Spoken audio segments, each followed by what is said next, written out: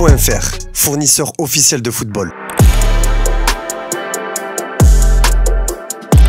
Salut à toutes et à tous et bienvenue dans ce nouveau JT Foot Mercato. On commence avec la bombe du jour. C'est officiel, Trent Alexander-Arnold annonce son départ de Liverpool. Si Virgil van Dijk et Mohamed Salah, en fin de contrat cet été, ont finalement prolongé, le latéral droit n'a pas décidé de prendre le même chemin. Lancé en 2016, l'Anglais de 26 ans s'est exprimé dans une vidéo et un long communiqué sur les raisons de son départ. Je n'ai jamais rien connu d'autre et cette décision consiste à vivre un nouveau défi, à sortir de ma zone de confort et à me dépasser, tant sur le plan professionnel que personnel. J'ai donné tout ce que j'avais chaque jour passé dans ce club et j'espère que vous avez l'impression que je vous ai rendu l'appareil pendant mon séjour ici. Du fond du cœur, je remercie tout le monde pour ces 20 dernières années. J'ai eu la chance de vivre mes rêves ici et je ne tiendrai jamais pour acquis les moments précieux que j'ai eu la chance de vivre avec vous tous. Mon amour pour ce club ne s'éteindra jamais. Évidemment, difficile de ne pas l'imaginer signer au Real Madrid dans les semaines à venir. Selon Marca, le club madrilène pousse même pour avoir le joueur à disposition entre le 1er et le 10 juin, lors de la première fenêtre de Mercato, afin qu'il soit dans le groupe pour la Coupe du Monde des clubs. Et ce, alors même que TAA est sous contrat avec Liverpool jusqu'au 30 juin. Pour y parvenir, deux solutions sont possibles. La première serait le versement d'une indemnité supplémentaire à Liverpool, de l'ordre de 500 000 €, qui permettrait au club merengue d'avoir dès la fin de saison à sa disposition sa nouvelle recrue. La seconde repose sur une résiliation du contrat d'Alexander-Arnold par Liverpool le 25 mai prochain, au lendemain de la dernière journée de Première Ligue. Cette deuxième option existe, mais peu de chances qu'elle aboutisse. Les Reds ne sont pas de cet avis et veulent voir partir leur star au 30 juin 2025, date de la fin de son contrat. Du côté de Liverpool, on ne supporte pas cette décision, considérée comme une trahison. Plusieurs fans se sont filmés en train de brûler son maillot alors que d'autres ont lâché des insultes choquantes dans les commentaires de sa publication. Trent Alexander-Arnold aura l'occasion de faire ses adieux à Anfield lors de la dernière journée de Première Ligue contre Palace le 25 mai prochain. À Barcelone, on rentre dans une saison décisive pour le club.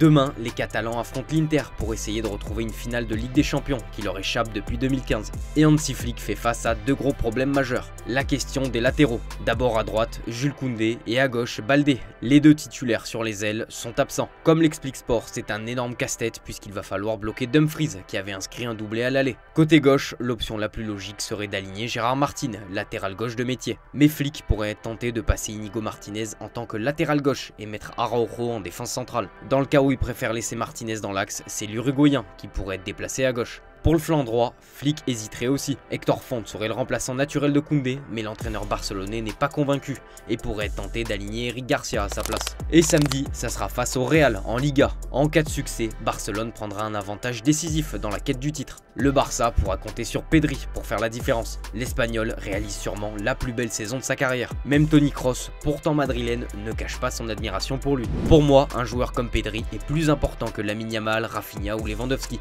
Ce sont eux qui décident de l'issue des matchs. Ce n'est pas comme avec Messi où l'on voit sa vitesse de déplacement. Pedri n'a pas l'air si rapide, mais il l'est vraiment. C'est le meilleur du monde à son poste aujourd'hui. On file en Allemagne avec un rebondissement dans l'avenir de Leroy Sané. On pensait que sa prolongation au Bayern était imminente, sauf que l'ailier allemand a changé d'agent. Il est désormais sous la houlette du célèbre Pini Zahavi. Un changement qui complique la situation car le président du Bayern, Uli Hoeneß, est en mauvais terme avec l'agent de 82 ans. Et ce, depuis la non-prolongation de David Alaba au club. L'agent assure pourtant le contraire à Bild, à voir comment le dossier va évoluer dans les semaines à venir. En parlant du Bayern, il y a un ancien de la maison qui a reçu une bonne nouvelle, c'est Arturo Vidal. Sous le coup d'une enquête pour agression sexuelle après une soirée arrosée au Chili, l'ancien joueur du Barça a été acquitté ce week-end.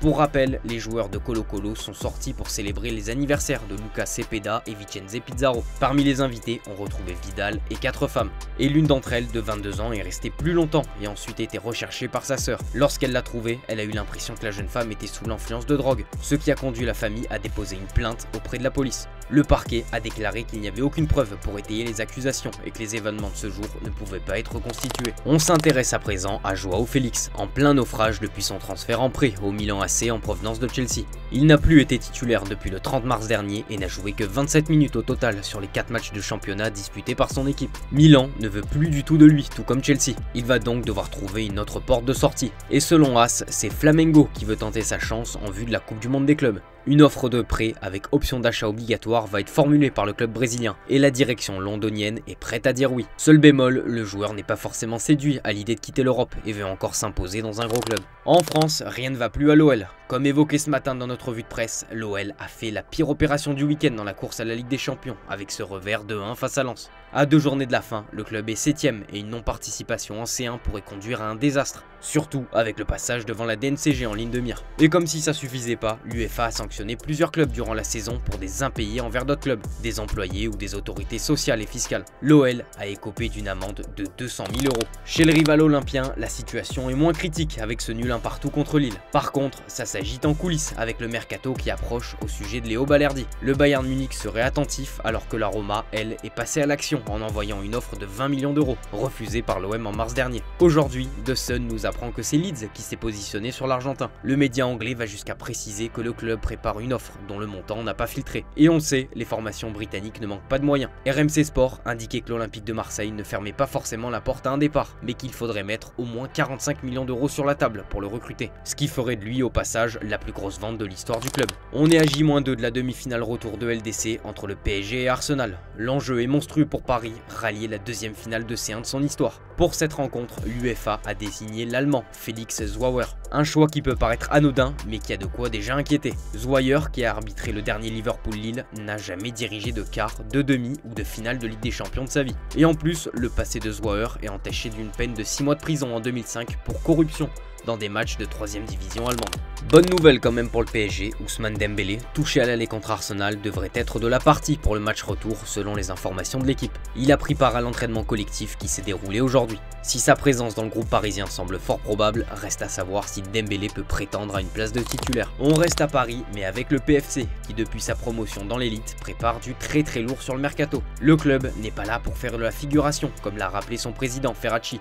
Ça se structure en interne, Michel Denisot, ancien président du PSG et désormais présent au conseil d'administration du PFC, affiche beaucoup d'ambition comme il l'a confié à la Nouvelle République. Voici le plan d'action du PFC dans les semaines à venir. L'objectif, c'est de faire un autre club, différent du PSG, avec une autre philosophie. L'idée, c'est vraiment d'être le club de la région Île-de-France et d'aller chercher tous les talents de cette région qui fournit 80% des talents qui composent l'équipe de France. Il y a de quoi faire, mais il faut se structurer, développer le centre de formation, ce qui va être fait avec l'expérience de Red Bull et de Jürgen Klopp. Il y a une vraie collaboration avec Red Bull sur le développement du club. L'idée n'est pas de faire revenir Mbappé à Paris, c'est plutôt de faire une équipe de joueurs provenant le plus possible de la couronne parisienne. C'est notre rendez-vous du lundi, un point sur le classement des top buteurs européens. Même s'il n'a pas marqué contre Gilles Vicente, c'est Victor Gyökeres qui est toujours sur le trône, grâce à ses 38 buts en 31 matchs. À la deuxième place, on retrouve Mohamed Salah. L'ailier égyptien qui a joué face à Chelsea n'a pas marqué durant cette rencontre. Il reste ainsi bloqué à 28 buts en 34 matchs de Première Ligue. Le podium est complété par Robert Lewandowski,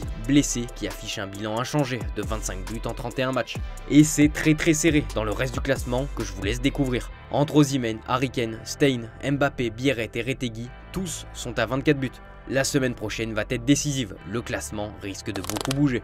Fin de la malédiction pour Harry Kane. Le Bayern a fait nul contre Leipzig, mais grâce au nul de Leverkusen, le Bayern est officiellement champion d'Allemagne. L'Anglais aura dû attendre 587 matchs avant de pouvoir soulever le premier trophée de sa carrière. Il a immortalisé sa joie dans une vidéo, c'est notre image du jour les amis. Merci de votre fidélité et on se dit à demain sur Foot Mercato. Ciao ciao.